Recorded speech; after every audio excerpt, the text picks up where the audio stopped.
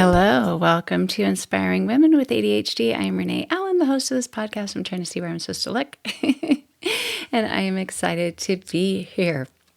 I know I need to cough. Got something in my throat for half a second. Today, I want to talk to you about making accommodations for yourself. So, what are accommodations? I usually think of accommodations being for somebody who needs them at work or in school. So if you have a child who gets an IEP, I don't know if they call them IEPs everywhere, but in California, that's what they called them. And I'm adjusting things. I'm making accommodations for myself right now. So teachers will make accommodations for a child who has been put into, I guess, what do you call it? An IEP is a program? I don't know what it means. Individual, educational, something. I'm never good with remembering the details. Sorry about that. But what the idea is, where another student might do fine with the way the teacher's going to do things for everyone, not every student is. So one of my sons had a problem with tedious homework, and the resource specialist saw that. And so the accommodations that they made for him in school were that he didn't have to do all the math problems. They would say, you only need to do every other one. And when he was in class, that they would identify which topic, this is like, or subject, this is when he was younger, when there was just one teacher, which subject he might be struggling with at that time. It might be that month, the next month, or whatever. And the resource specialist would pull him out and teach him that in advance. And then when he would go into the classroom and the teacher would teach it to the whole group, he already had a base understanding for it, and he was in a better position to be able to learn. And so there are accommodations that you make to help that person thrive in that environment. My son, who's in college, was diagnosed with ADHD, and the accommodations that they make for him, there may be more. He does get therapy if he wants, and I think it's open to any students, but they have a counselor's therapist on campus, but he can go and strategize with that therapist, and the therapist can even suggest accommodations. Even like if he gets a parking ticket and forgets to pay it, I've told him, ask your therapist if they can make an accommodation where you're not paying a late fee, because people with ADHD have a hard time keeping track with things like this. And someone with a neurotypical brain who doesn't forget things constantly might think, well, that's just an out. Like everyone should be able to do that. But if it's super common for you to lose track of things, forget things, then having that accommodation could be helpful. Other accommodations they make are allowing him to choose for each class if he wants a physical book, an audiobook, or both. And he chooses to have both, and the audiobook helps him get the information in his brain better. But he likes to be able to see it too. And I can see that. I need both. I can't always, when I do learn, I'm a visual learner. Like if you came and said, hi, my name is Melissa, and kept talking. A lot of us forget names when people tell it to them. But if I can't hear very well, which I can't either, but if it's a name I haven't heard of, I often ask them how to spell it, because then I can see it and it makes sense. My brain can process it in more than one way, and it actually isn't processing it with just that auditory. So I have to do other things. Like if it's Melissa and I do know another Melissa, I'll think, every time I see her, I'll think, that's like my friend Melissa in Santa Cruz. Or there was a woman last night, and this is my own accommodation that I make, is to ask a question or to make an association. A woman came last night and her name was Rochelle. And I thought, how am I going to remember Rochelle? And as I talked to her and voiced it, even explained to her, I'll remember your name because I have a cousin whose middle name's Rochelle. And also my mom wanted to name all of us with R's, and she liked that name. She thought of naming a daughter Roxanne or Rochelle. Anyway, so, just kind of making a pathway to my brain so that maybe I'll remember it better, and hopefully I will, remembering the face with the name. But back to the accommodations, often organizations like a school or a teacher will make those accommodations, or you think of handicap access, accommodations for wheelchair ramps and what do they have, those little elevator things that go up, or even handicap parking. They've made accommodations so people who can't walk or can't walk as far have access to doing that in a way that works for them. Sometimes accommodations aren't made for you. Maybe you don't have any settings, or you have some settings that you are in a lot, and everyone's not walking around making accommodations for you. I've heard in places of employment, and I haven't worked a full-time job since 1990. So that's how long I've been out of the workforce with a full-time job. I've had part-time jobs, if you can call it that, because I teach yoga. So it's more like a contract job, but I don't show up normal hours, and I have contract jobs. It just depends on who I work for if they decide to make it you're an employee or you're a contract person. I don't ask for accommodations in those circumstances. Well, I ask for a lot of accommodations for other reasons. I probably do and don't even realize it. Yeah, because I have sensitivity to sound and noise, and the way that I guess I haven't been thinking of it through an ADHD lens. I've thought of it as a yoga teacher lens, because a yoga teacher wants to have this calm environment and wants to be able to make it nice for the people in that room if they can. And at gyms, it's not always possible. I'm always distracted by seeing myself, so don't mind me if I'm moving around a lot on the video. But so yeah, I have asked for accommodations. Can you change that spin class to start after my class ends instead of 15 minutes before it ends? Because this is the quietest part of our class, and we're getting this boom, boom, boom music. I love spin classes. I love that kind of music when I'm doing a cycle workout, but not when I'm teaching yoga. And sometimes we have to advocate for ourselves. We have to be our own advocate. We have to ask for these accommodations ourselves. This one room it was a really beautiful room where I taught yoga, this gym in California, overlooked a pond, and the pond was beautiful, and you could see birds out there, and it was nice. And I always liked that. And that's the same room where they had the spin class next door for a while.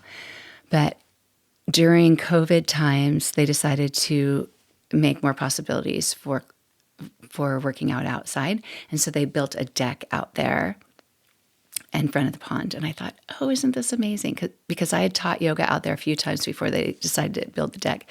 And there was sidewalk and there was grass, and it wasn't optimal, but it was okay. And they built the deck not for yoga. So there were machines and things out there. So there was an outdoor space for people to work out. And when I had to do outdoor yoga there, it was in a parking lot, but that was filled with wonderful things too, like geese migrating and honking. They're, making a lot of noise. So many stories I could tell, but I'll try to reel it in. So when that deck was built, members of the gym would walk out and work out. And usually there wasn't much noise. There wasn't a distraction. But sometimes a personal trainer would go out and bring somebody that they were training out there to a machine. And every personal trainer, except for one, did that in a way that didn't bring sound into the room next door. The reason there was so much sound in the room next door is it was after COVID, and we had the windows open. So they put in windows that slid before they were just glass windows. And they put in windows that opened with screens so that people could have natural airflow. And in California, the weather's pretty much good all year long. And that was fine to have the windows open. But for some reason, you know how sound can be crazy? How it can just be like kind of not make sense? If somebody was out on that deck, their voice amplified and went into the room where we were doing yoga. And this one personal trainer would go out there and talk really loudly. And so I mentioned to the manager, her voice carries, and that's all we hear in there. And can she not go out there till our class is over? Can she have her personal training sessions indoors and not during yoga time? So I was doing that accommodation for the people in the class. But when I think back, a lot of it was I could not think straight when somebody else was talking while I'm trying to think and talk at the same time. Have you ever had that happen? I mean, if you're in a group of people and everybody's talking, you kind of tune out the people except for the people that you're close to. But if you're in a restaurant, there's a lot of ambient noise. You're sensitive to noise. This can be an ADHD thing. Their music's loud in the restaurant. The people are talking loud. Can we eat outside? Why do they have the music so loud in a restaurant? I don't know. We can enjoy ambiance without the music being so loud, but I haven't asked for an accommodation in a restaurant. I don't think. But back to this deck, I did ask for accommodations. I didn't tell them I have ADHD. I didn't know I had ADHD. But I had to advocate for myself. I had to make those accommodations to be able to function and think clearly. And what was really funny is that gym members would walk outside and think, I'm going to make a phone call on their cell phone and think it was private because they were outside. But they didn't know that everyone in that room not only heard their own voice, but if they had them on speaker, we could hear the person that they were talking to. We could hear them loud and clear. I have no idea how that the acoustics work that way. But I mentioned that to the manager, and so they put signs out there that said, don't use cell phones out here. One time, well, actually more than one time. One time there was a man out there, he had it on speakerphone, and so I knocked on the window and said, we're having a yoga class. Can you take your phone call out to the parking lot? And I think he was a little embarrassed. But sometimes you have to advocate for yourself. You can try to make accommodations through other people, but a lot of times you're going to have to make accommodations for yourself. For the most part, there wasn't anything I could do. Like I couldn't put in noise canceling earplugs while I was teaching a class. But if I was in the class and it was really driving me crazy and the teacher wasn't able to make a change, but I wanted to be there, I could do something like that. I could put in earplugs and make those own accommodations for myself and kind of just look and watch the teacher and do things when I needed to. But I was thinking about this today because whether you know it or not, you probably already make a lot of accommodations for yourself. And if you want your life to be more streamlined, to be more consistent, to be able to go through it without feeling like you're going crazy inside or forgetting as much or something, or dealing with situations where you're forgetting as much, then you may need to ask for accommodations or make them yourself.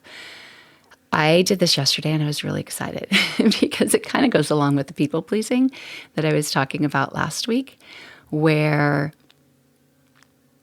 I normally would just, or I might normally just do what somebody asked me to do because that will make them happy. I'm not rocking the boat, right?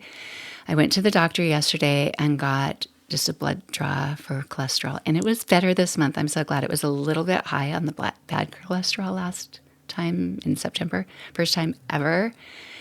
And I've never even looked at things like that, but this time I was like, oh, no. Only change, well, the biggest change I made is I was eating popcorn every night and I was using coconut oil with a little bit of butter. And coconut oil is a bad fat. It was good, so I had to switch things up. I don't eat popcorn every night anymore, and I stopped using coconut oil for a while, but I like the flavor, so I put a little bit. But anyway, I'm in normal range.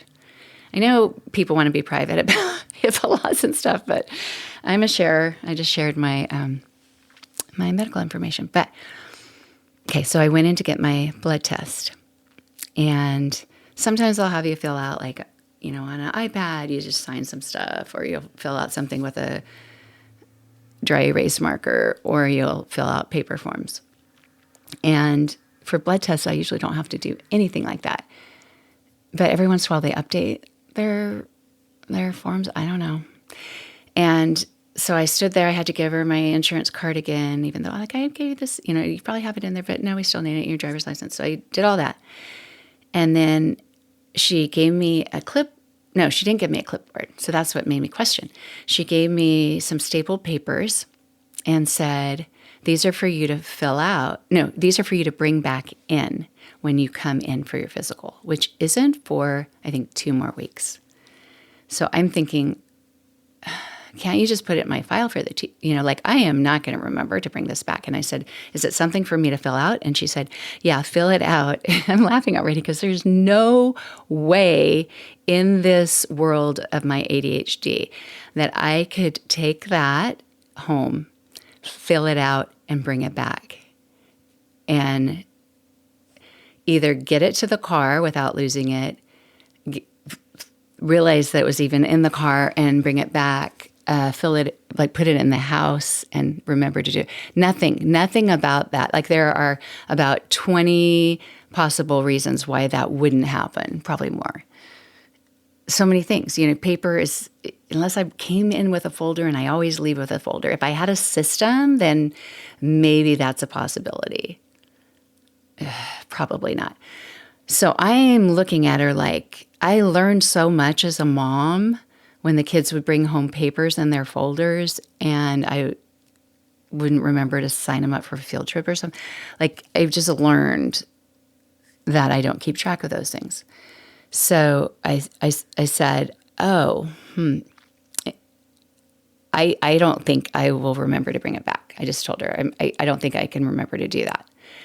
And she just kind of went, oh, okay. Like, she wasn't upset or anything like that, which I don't think she would be. But I thought quickly on my feet, which might not sound like it's like that brilliant, but I just said, can I just fill it out here and hand it back to you now or after the blood draw and not have that responsibility? And she said, sure, if you want to. And so she handed me a pen. She handed me a clipboard. I sat down. It did take a little bit longer. They brought 2 more people in there before they brought me in. And I had it filled out before I had to go in for my blood test. And I just thought, I'm so glad I did that. Where else in my life can I do that? Where else can I ask for an accommodation that isn't any harder for them? And sometimes it might be a little harder for them.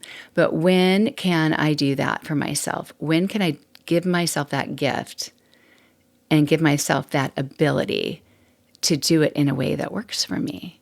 That to do in a way that works at all. It's not just working for me. It wouldn't even work for them if I did it the other way because they wouldn't get their paper.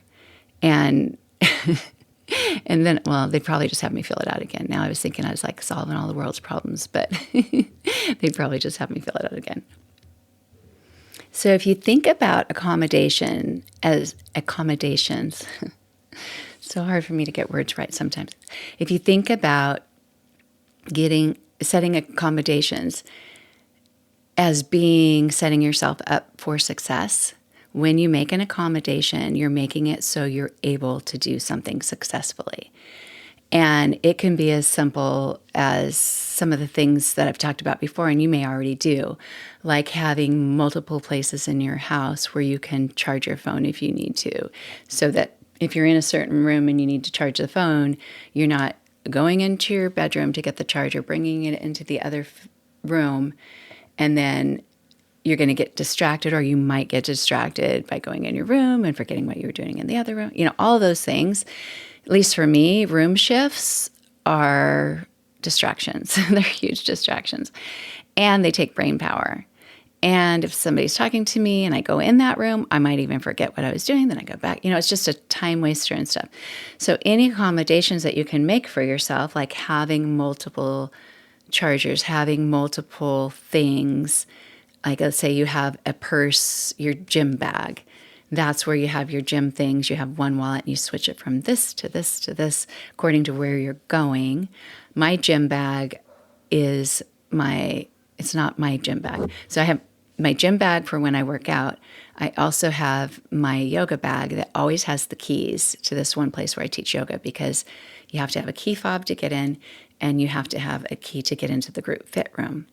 When I was not consistent with always using that bag to go there, then I would forget my keys. I'd forget to transfer them. So any accommodation that you make by having multiple things in your house will give you the ability to succeed. If you tend to lose your glasses, having more than one pair of glasses will be helpful.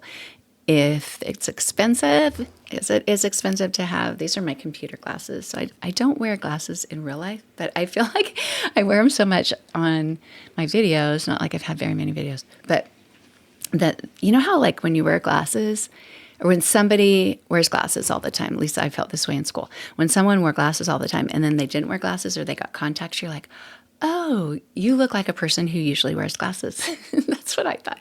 Maybe everybody didn't think that. But anyway, so I just have to explain. I don't usually wear glasses, but I wear them for the computer and for reading. So anyway, when you make accommodations, you are setting yourself up to succeed. You're giving yourself the best possible outcome. It's not like you're doing something that like you shouldn't have to do. You're doing something that you do need to do. With glasses, I shared my strategy before with my sunglasses. I mostly wear my sunglasses when I go out the door to get in the car, or go out that same door to go on a walk, or I can go out that door to go to the swimming pool. I wear sunglasses when I get in the swimming pool. This is our first house with a swimming pool, and I'm so excited. But I made a shelf for my sunglasses because I used to have them in the kitchen. I'm like, that's not a good place. I didn't like them there. They look cluttery. I made a little shelf by that door, and they kind of come off sometimes. It's like, I have multiple sunglasses, so I can grab them and go, grab them and go, grab them and go. With my real glasses, my computer glasses, sorry if I touched that and that was noisy. And those of you listening, sometimes I touch things like the microphone, but I just realized I have to clean my glasses. But for my real glasses, I lose them a lot. So I have 3 pair right now. These are my newest prescription.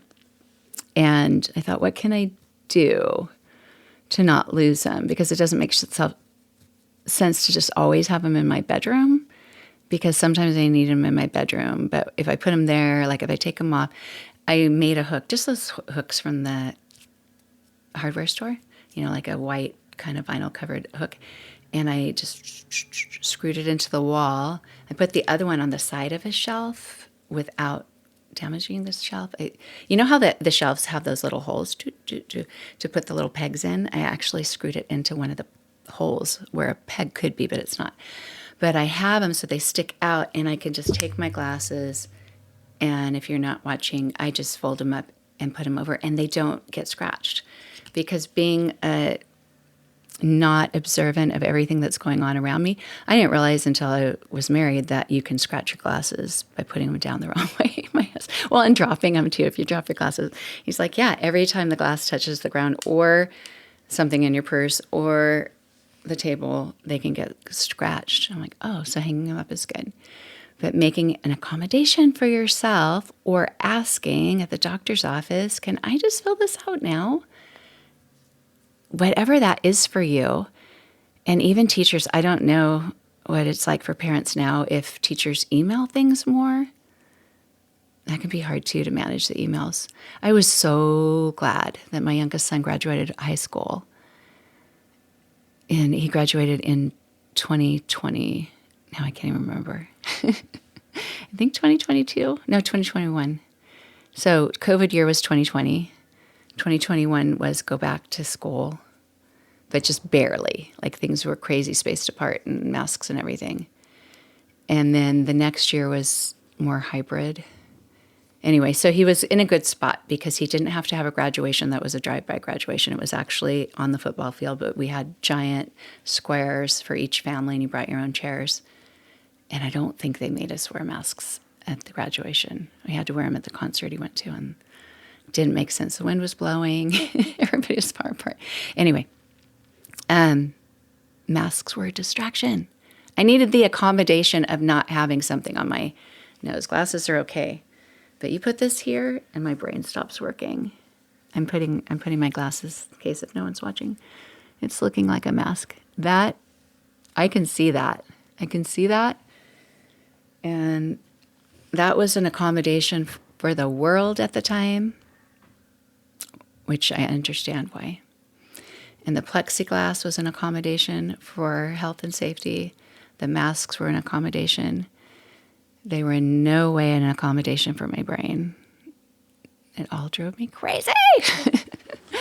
Oh, I'd love to hear from any of you. If anybody else had mask attention deficit disorder, because it was awful. I could not think straight. Like things would fall out of my purse way often, like, like looking for keys or credit card. And I could hardly get words out and I couldn't hear people. So yeah, all that, or breathe. But it's not taking an easy way out. It's not being a complainer. If you're a people pleaser, you don't want to be a complainer. It's not being a complainer. It's just advocating for yourself. It's recognizing I can't function this way, or at least I'm not functioning very well. And I can apologize all I want to. Well, maybe I don't want to, but I can apologize over and over and over for like, oh, I'm so sorry, I forgot about that. Oh, I'm so sorry. As I say that, I look at the clock because I'm supposed to sub some classes. Is it at 2:30? I don't even know. I have to look. I'm subbing classes today. Okay, 3:30. That's another thing with ADHD. You can't, not everybody. Okay, 3:30. I'm subbing 2 classes today. And anytime things not normal on the schedule, it's hard. I am trying a new app and it's helpful, but my brain questions itself because I do forget. With every app possible, I do forget. So anyway, okay, what else? So one reason that an accommodation is important, besides functioning, is if you're trying to succeed without that accommodation, you might be doing what they call masking symptoms. So you're trying to ignore that you have that symptom. You're trying to ignore that you can't keep track. Well, you're trying to function as if you are somebody who can keep track of something. You might even, especially if you're new to knowing you have ADHD, you may have just thought, I just have to try harder. I just have to like be more mindful of this. I need to be more responsible. If I tell somebody I'm going to do something, I need to be more honest about it. You might be using effort and you might be just doing other things that aren't helpful. They're not changing your symptom. And by just your effort, you're trying to push through it. Like I tried to push through being shot or not being talkative when I was little. Like I'm not going to be talkative anymore. It's not helpful because it's not possible. So what you end up is overwhelmed. You end up completely burnt out. I don't think of burnout as much anymore, as even though that's still a term we use. I think more maxed out. Like I'm maxed out. Like frazzled, scattered, even more scattered, even less able to function because you're putting effort into something that's not doable. It might be sometimes like rolling the dice, and sometimes it works out. But if you set accommodations for yourself, you set up a system, whether it is a little hook for your sunglasses or hook for these glasses, shelf for the other glasses, whatever that is. One friend recommended, just putting a chain around my neck. I know that's the thing that people did forever and ever. And maybe, probably a lot of people still do that. A chain, whatever. If you have body sensitivity, I couldn't handle feeling that on my neck. And when I bent over all the time, it would fall off because I'm always bending over, do things in the house. So, yeah. So you can try with all your might, but you're going to end up less able to do things you could normally do. You'll be more frazzled, more overwhelmed, maybe riddled with embarrassment. I'm the only mom that keeps forgetting. You probably aren't, but you see a lot of other moms who aren't, or other women, whether you're a mom or not, who are remembering their doctor's appointments, who are remembering to show up for this or that they said they would. Yeah. So accommodations can also help you go with the strengths of your brain rather than fighting against the way that your brain works. So if you're trying to push through the way your brain works, you're actually aligning with your brain strengths. You probably are a really responsible person. You probably do like consistency. You just aren't able to be consistent without this accommodation. You aren't able to go with the flow and stick with things. You can focus, you can hyper focus if you're not distracted. And if you lose things all the time, you're going to be distracted, especially if those things contribute to your function. If you need your glasses to be able to get on the computer and work on something, or to be able to read something, or to be able to talk to somebody. If you need do you have AirPods? Do you have multiple use pairs? Mine have another accommodation. If you can see, I have fingernail polish dots on the case, and over time I've lost enough of these that I've bought others used, or people have given them to me because they feel bad. And then sometimes they just show back up. So I think I have 4 of these cases, but this one only has a left one. I never did find the right one on this one. But I had to put the fingernail polish in them to know which case to put them away in. And I need this to be able to get things done in my house. I need to have something in my ear, a podcast, a audiobook, a TV show. I need people talking to me so that I can work, so I can get my work done. That's my accommodation. And I'm glad that I figured that out, because I didn't know I had ADHD when I started doing that. I actually didn't start it with these things. I used to have a little DVD player, the kind that they used to have, the portable ones for cars. I had one probably for my kids or something, or for exercising in a different room. I don't know, making accommodations for the size of our family. And I could not, I hit a point, probably hormonally at that stage of my life, I hit a point where I could not get myself to do certain things in the house that I needed to do, wanted to do. I want to clean out this closet. I can't get myself to stay here. Well, if I put this movie on, I'll stay here, and then I can carry it in another room, and I'll organize the towels, and then I can go in here, and I'll magic. Anytime you find an accommodation that's magic, it's working with your brain strength. It's helping. I say it's helping calm the brain, but it also stimulates you, so that it's a natural stimulant. So, what are some common accommodations? Some people use noise-canceling headphones because outside noise is hard for them, hard for them to function at work, in school, in public, in spaces. My son brings earplugs with him a lot of places that he goes. And we even saw that when he was little in the movie theater. We started realizing he's not happy here unless we bring earplugs. Everything was louder to him. And I've started becoming that way in certain environments, or I just plug my ears, and I know it doesn't look, I know it sounds like I'm not happy with the people that I'm listening to, but they're just too loud. They're just too loud. But other accommodations, you probably use some of these, and maybe you can think of some more, but things like timers, like a timer where you can see the time, or you set a timer. Well, that can just be a time management one too, but something that's visual, sometimes that can help. Or just having a place where you stash things that you can't work on right now. Like people have junk drawers and stuff.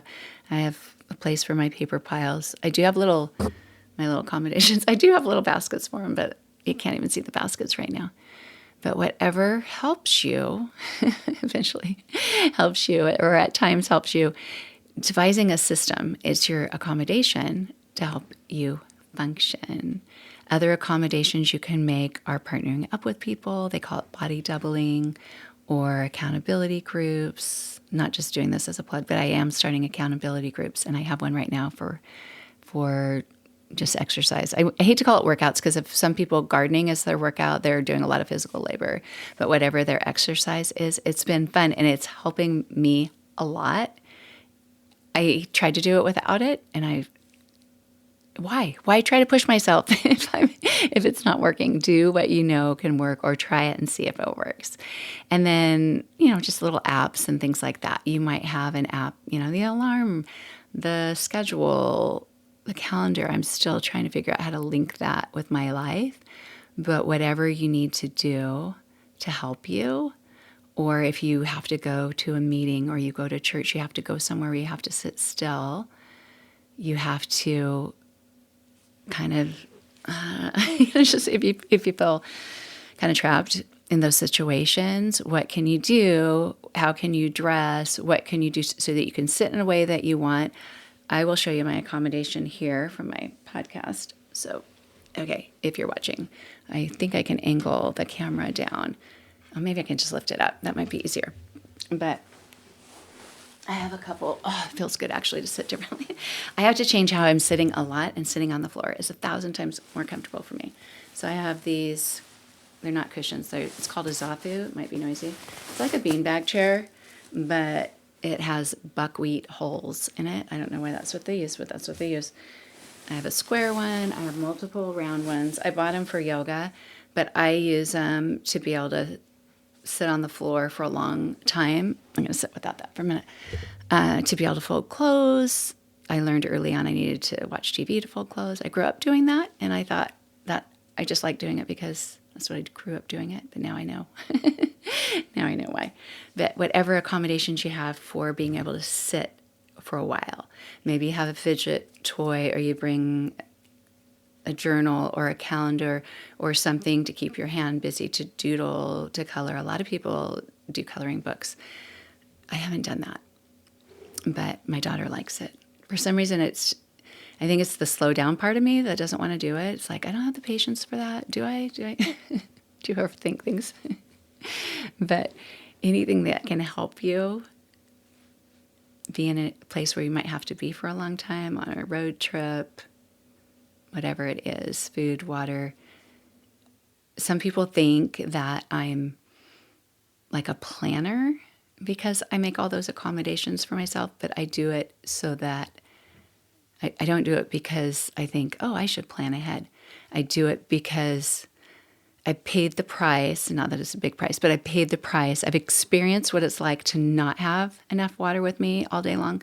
I've experienced what it feels like to not have a snack, or to not have more than one pair of shoes when I go to Disney World as options. And I didn't like it. So I made those accommodations because I'm very much distracted by my body. I'm distracted by what shoes I'm wearing, how my clothes feel, if I'm too cold, if I'm too hot.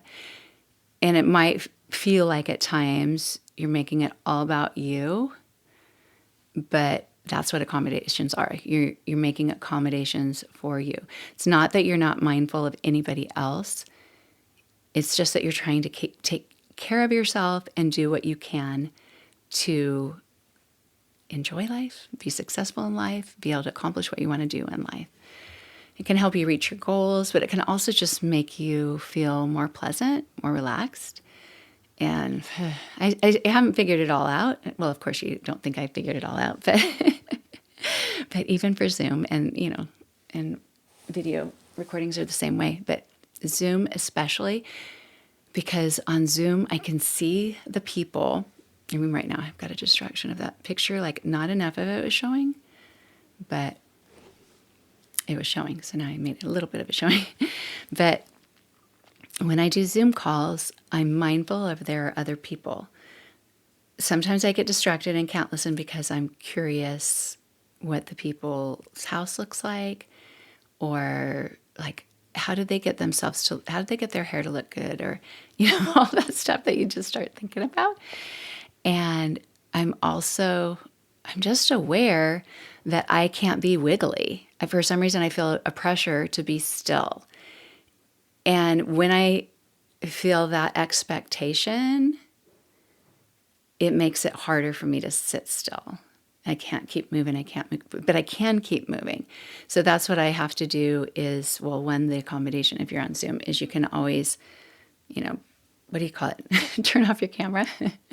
Turn off your camera so just your little screen shows.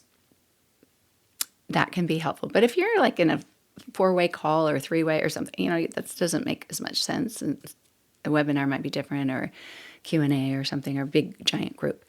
But yeah, if that's getting in the way, ask yourself, is this getting in the way of me functioning or enjoying, relaxing? We don't always have to meet every level of comfort, but if you're starting to push things down so much that and you've got that hyperactive part of you, you need to see what you can do. So yeah, I think with the Zoom thing, I still haven't completely solved it. I do allow myself to move more, but I want to be able to appreciate visiting with the other people and not be so mindful of that. Is it possible? Maybe. I need to be, yeah, okay. It doesn't need to be all about me. I really want this to be about you too. I want you to think about what interferes in your life. What part of your ADHD is interfering with you being able to just do what you want to do. Just enjoy a conversation in a restaurant with people that you want to be with. What would that be? If you're not hearing impaired, I don't know what to do about the outer noise. I haven't tested out if one earplug would help with loud music. You can make the accommodations, to move outside or something. I haven't tested, but I am hearing impaired in this ear, and they do make hearing aids that have settings that make it so you don't hear that ambient noise as much. But I haven't worn mine in so long, and when I've tried wearing it again, I haven't figured it out. But it's been a long time. But anyway, I think that's probably it for today. I just want you to know that you can advocate for yourself, that you probably look around and think, oh yeah, I actually make accommodations for myself all the time. I chew gum because that helps me relax. And my daughter said she did that in college. She'd chew gum in class so she could sit there a little bit better. I did a lot of doodling. I also gave myself permission to close my eyes. Closing your eyes can be really helpful in just relaxing the nervous system, and just like if you're drawing or something, it looks like you're not paying attention. You can actually relax more and listen more. Same with closing your eyes. And I learned this little skill in high school, and that if you sit, because my desk was on the far right. I'll back up a little bit, and I'll try to describe it if you're not watching, but. If you have a desk or a table, tables work too. I guess I should back from the microphone. But what you do is you put your arm out and then bend it like this. So it's like you've got a 90-degree angle and your elbow and your hand is on the desk. Wait, I'm doing the wrong one. Okay, let me do it again. So if you're right-handed, you need to do it with your left arm. And you need to sit on the right side of the room. Try to picture this in your brain. If you're left-handed, you have to do the other side. So I was sitting on the right side of the room, the farthest right desk, and I would bend my left arm, put it on the desk, turn my head to the right, and take notes with my right hand. Well, my arm was hiding my eyes. So I could do that and take notes, or I could stop taking notes. I could also close my eyes, and no one knew.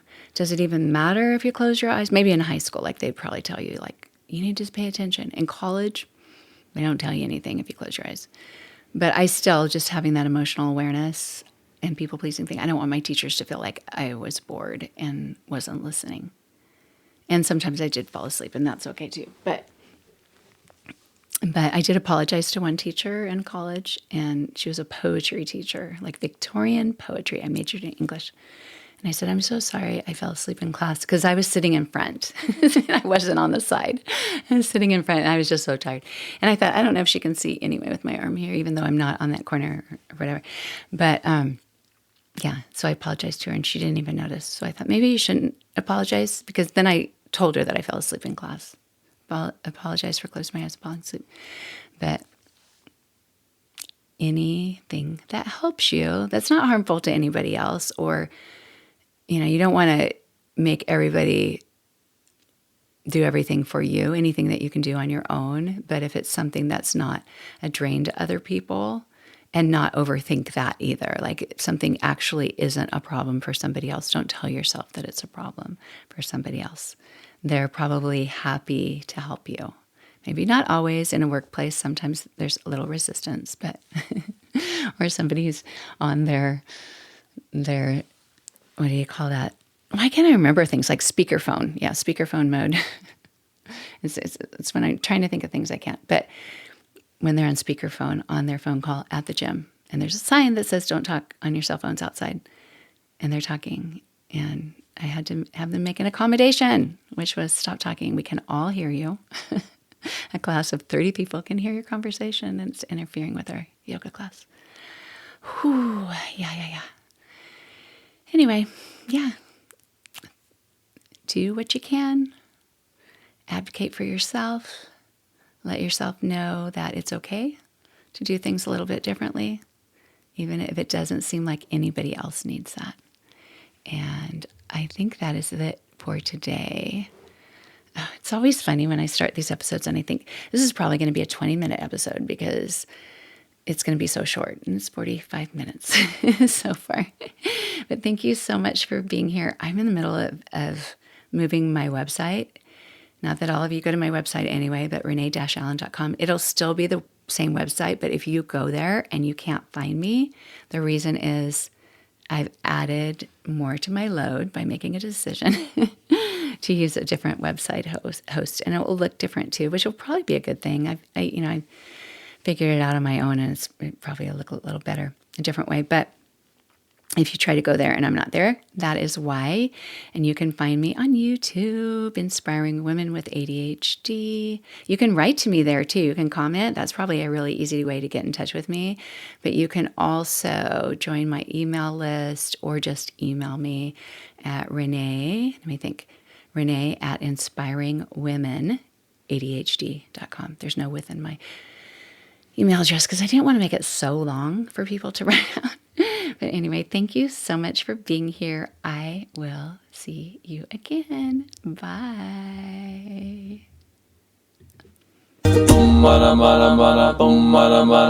Open windows, broken shadows. Frozen dreams are left for tomorrow. Without a cause, no time for a pause.